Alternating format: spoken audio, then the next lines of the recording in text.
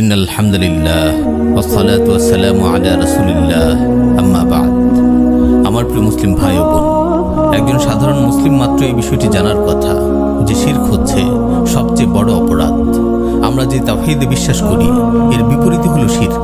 তাওহীদ হলো আল্লাহর একত্ববাদে বিশ্বাস স্থাপন করা, একমাত্র আল্লাহ তাআলার ইবাদত করা। আর শিরক হলো আল্লাহর সাথে কোনো কিছুকে অংশীদার সাব্যস্ত করা। কোনো মুসলিমের অন্তরে তাওহীদ ও শিরকের বিশ্বাস একসাথে থাকতে পারে না।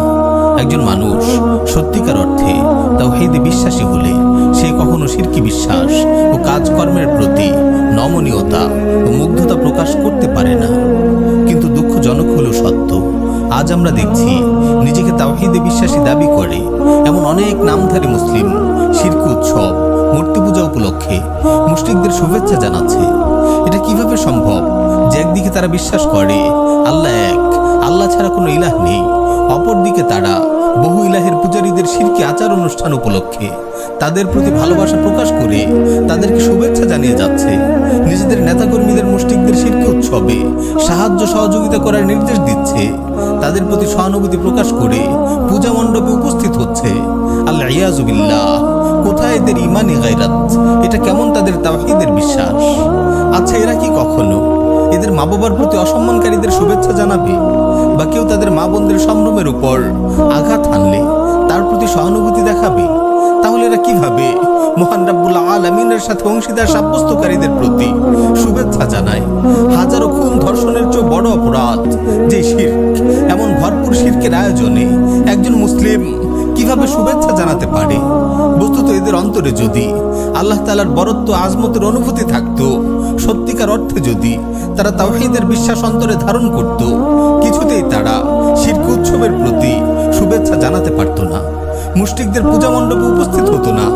শিরক ও মুশরিকদের প্রতি এদের ভালোবাসা ও মুগ্ধতা দেখে রাসূল সাল্লাল্লাহু আলাইহি ওয়াসাল্লামের এই হাদিসটির কথা মনে পড়ে যায়, লা তাকুমুস সাআহ হাত্তা তালহাকা কাবাইলু মিন উম্মতি বিল মুশরিকিন ওয়া হাত্তা তা'বুদা কাবাইলু মিন উম্মতি আল আওসান। আমার উম্মতের কিছু সংখ্যক লোক মুশরিকদের সঙ্গে মিলিত না হওয়া পর্যন্ত এবং আমার উম্মতের কিছু গোত্র মূর্তি পূজায় লিপ্ত না হওয়া পর্যন্ত কিয়ামত সংঘটিত হবে না। আমার প্রিয় মুসলিম ভাই ও বোন, আগে আমরা দেখতাম সেকুলার রাজনৈতিক দলের নেতারা এমন ঈমান বিধ্বংসী কাজগুলো করত কারণ তাদের কাছে ঈমান ও ধর্মীয় মূল্যবোধের কোনো গুরুত্ব নেই। কিন্তু এখন ইসলামের নামে রাজনীতি করা গণতান্ত্রিক দলের আমির ও নেতাকর্মীরাও শিরকি উৎসব উপলক্ষে মুশরিকদের শুভেচ্ছা জানাচ্ছে। আপনারা দেখেছেন জামায়াতে ইসলামীর আমির ডক্টর শফিকুর রহমান দুর্গাপূজা উপলক্ষে হিন্দুদের প্রতি আন্তরিক শুভেচ্ছা জানিয়ে ফেসবুকে স্ট্যাটাস দিয়েছে। নিজের দলীয় নেতাকর্মীদের নির্দেশ দিয়েছে এই উপলক্ষে হিন্দুদের সাহায্য সহযোগিতা করার জন্য। আচ্ছা, এই জামাত আমির কি জানে না শিরকি উৎসব উপলক্ষে মুশরিকদের শুভেচ্ছা জানানো মুসলিমদের জন্য বৈধ নয়? নাকি সংখ্যালঘু হিন্দুদের কিছু ভোটের আশায় তারা তাওহীদ ও শিরকের পার্থক্য ভুলে গেছে? নাকি ক্ষমতায় আসার জন্য রামবাম ও বিশ্ব তাগুতদের অনুকম্প লাভের উদ্দেশ্যে এমন ঈমান বিধ্বংসী কাজ করছে? বস্তুত গণতান্ত্রিক সিস্টেমটাই এমন, এখানে বিশ্ব তাগুতদের সাপোর্ট পাওয়ার জন্য কুফর শিরকের প্রতি নমনীয় ও নতজানু আচরণ করতে হয়। গণতান্ত্রিক সিস্টেমে ক্ষমতা লাভের নাটাই যেহেতু পশ্চিমাদের হাতে, তাই যে কোনো মূল্যে তাদের খুশি করতে হয়। লিবারেল গণতান্ত্রিক ইসলামী দলগুলোকে বারবার পশ্চিমাদের কাছে জানান দিতে হয় তারা মৌলবাদী না, তারা ক্ষমতায় আসলে ইসলামের বিধান কারো উপর চাপিয়ে দেবে না, হিজাব ম্যান্ডেটরি না, সকল ধর্মের আচার অনুষ্ঠানকে তারা সম্মান করে, যদিও তা শিরকি উৎসব হোক। তারা মডারেট ইসলামের পক্ষে, এজন্য বেপরদায় নারীদের সাথে নিয়ে তাদের ফটো সেশন করতে হয়। বিভিন্ন সভা, সেমিনার ও টক শোতে ইসলামের বিধিবিধানের ব্যাপারে ভুল ব্যাখ্যা দাঁড় করিয়ে সেকুলারদের মন জয় করতে হয়। এভাবেই তারা পশ্চিমাদের আশ্বস্ত করে আর শরিয়া প্রতিষ্ঠার বিষয়কে অগ্রাহ্য ও উপেক্ষা করে। যারা ক্ষমতায় আসার আগেই ইসলামী বিশ্বাস ও মূল্যবোধকে বিসর্জন দিতে কার্পণ্য করে না, তারা ক্ষমতায় এসে কেমন ইসলাম প্রতিষ্ঠা করবে? বিশ্ব তাগুতদের চাপকে উপেক্ষা করে কিভাবে ইসলামের বিধান অনুযায়ী শাসন পরিচালনা করবে? আমার প্রিয় মুসলিম ভাই ও বোন, আপনারা আরো ভয়ঙ্কর ব্যাপার লক্ষ্য করেছেন। বর্তমান সরকারের ধর্ম উপদেষ্টা ডক্টর আফম খালিদ হিন্দুদের পূজা মণ্ডপে গিয়ে তাদেরকে বুক ফুলিয়ে শিরকি উৎসব পালন করতে বলেছে। মুগ্ধ হয়ে মুশরিক নারীদের নৃত্য উপভোগ করে এসেছে। অথচ মুসলিম নাবালিকা মেয়েকে যখন হিন্দু পুরোহিত ধর্ষণ করলো, আর সেই ধর্ষকের বিচারের দাবিতে ধর্ষিতার পরিবার ও তাওহীদি জনতা বিক্ষুব্ধ হয়ে আন্দোলন করলো, তখন তার মুখ দিয়ে একটু শব্দ বের হয়নি। তার নিশ্চুপ নীরবতা দেখা গেছে প্রিয় নবী সাল্লাল্লাহু আলাইহি ওয়াসাল্লামকে নিয়ে কটূক্তিকারীদের ব্যাপারেও শাতিম রাখালদের বিরুদ্ধে তার মুখ থেকে কোনো আওয়াজ বের হয়নি। এর কারণ হলো সেকুলার সিস্টেমের আনুগত্য তাকে এসব ইস্যুতে বধির ও বোবা বানিয়ে রেখেছে। বস্তুত এই সিস্টেমের পথে যারাই চলে তাদের অধিকাংশই পশ্চিমাদের খেয়াল খুশিকে প্রাধান্য দেয়। আমার প্রিয় মুসলিম ভাই ও বোন, আজ যারা পশ্চিমাদের চাহিদা মতো নিজেদের মডারেট প্রমাণে ব্যস্ত, তাদের ব্যাপারে আমাদের অবশ্যই সতর্ক থাকতে হবে। যাই হোক, আমার আজকের আলোচনার উদ্দেশ্য হচ্ছে শিরক উৎসবের ব্যাপারে মুসলিমদের সতর্ক করা। ধর্ম যার যার, উৎসব সবার।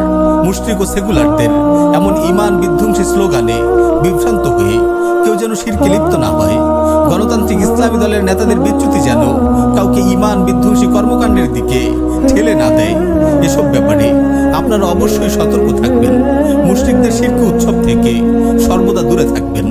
মনে রাখবেন, শিরক হলো সবচেয়ে ভয়ঙ্কর অপরাধ, যে অপরাধের ক্ষমা নেই।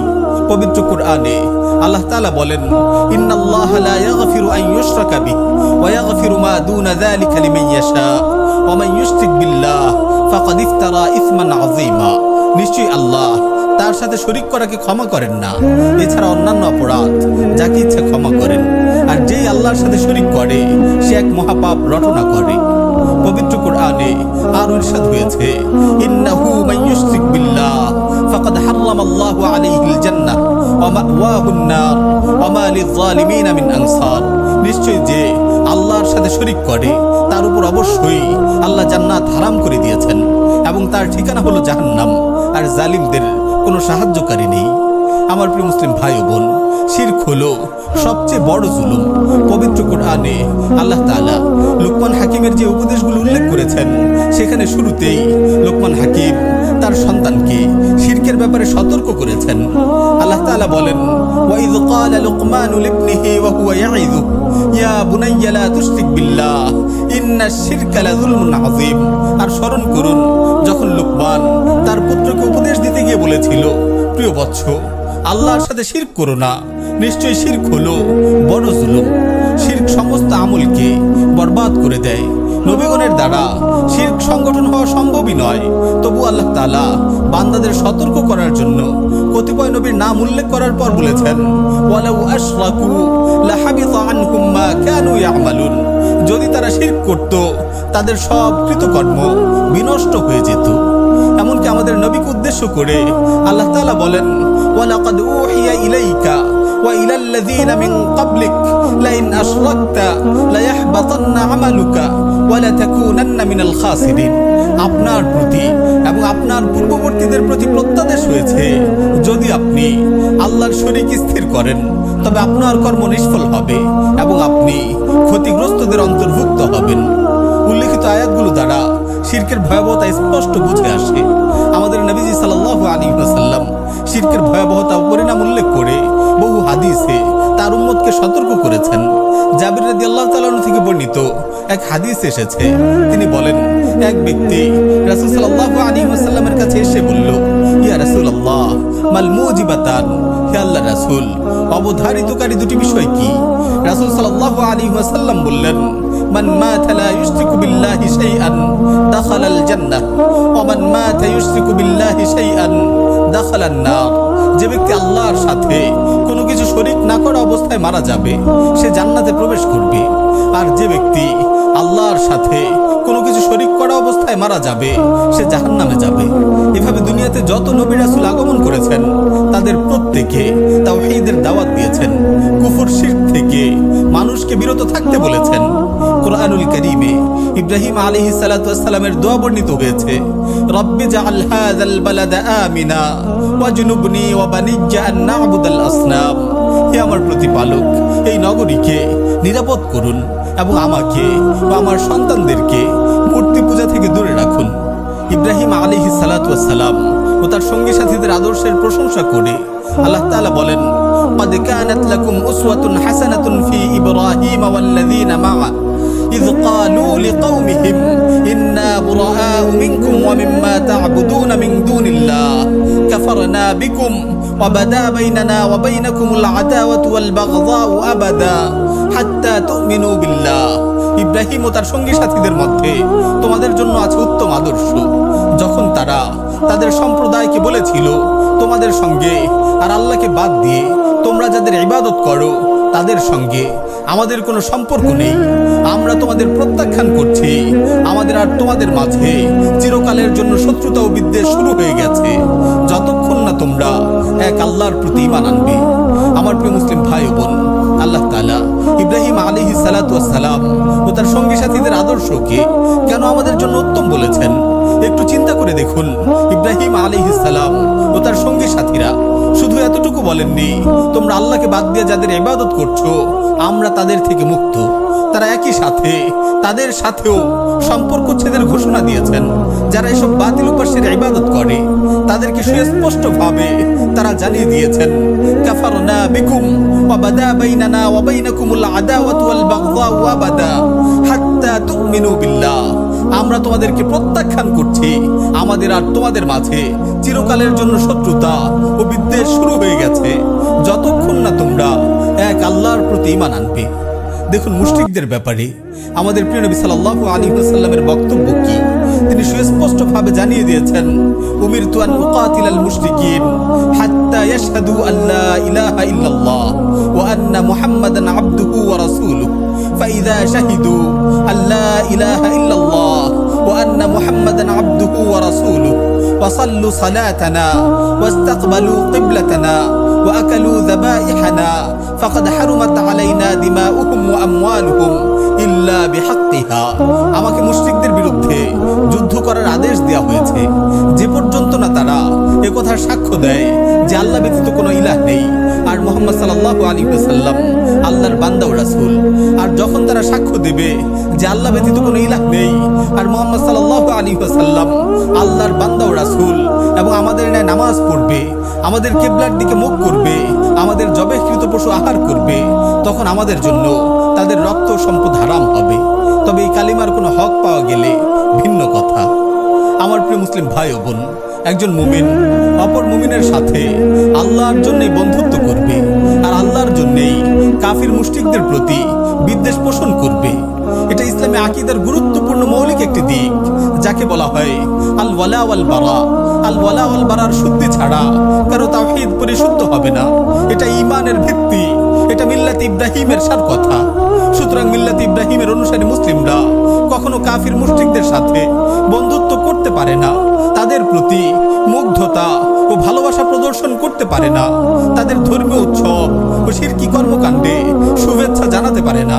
দুঃখজনক হলেও সত্য, অজ্ঞতার দরুন আজ অনেকে অমুসলিমদের ধর্মীয় উৎসব ও শিরকি আয়োজনে শুভেচ্ছা জানানোকে হালকাভাবে দেখছে, অথচ ফুকাহায়ে কেরামের সর্বসম্মতিক্রমে এটা হারাম ও মারাত্মক গুনাহ। এমনকি অনেক আলিম তো এটাকে ঈমান বিনষ্টের কারণ বলেছেন। ইবনে আব্বাস রাদিয়াল্লাহু তাআলা আনহু বলেন, মান রাদিয়া বিশিরকি ফাহুয়া মুশরিকুন।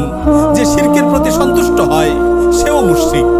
ইবনে তাইমিয়া রাহিমাহুল্লাহ বলেন, কোন মুসলিমের জন্য কাফিরদের ধর্মীয় উৎসব উপলক্ষে শুভেচ্ছা জানানো জায়েজ নয়, কেননা শুভেচ্ছা জানানো মানে তাদের কুফরিকে, তাদের শিরককে সমর্থন করা।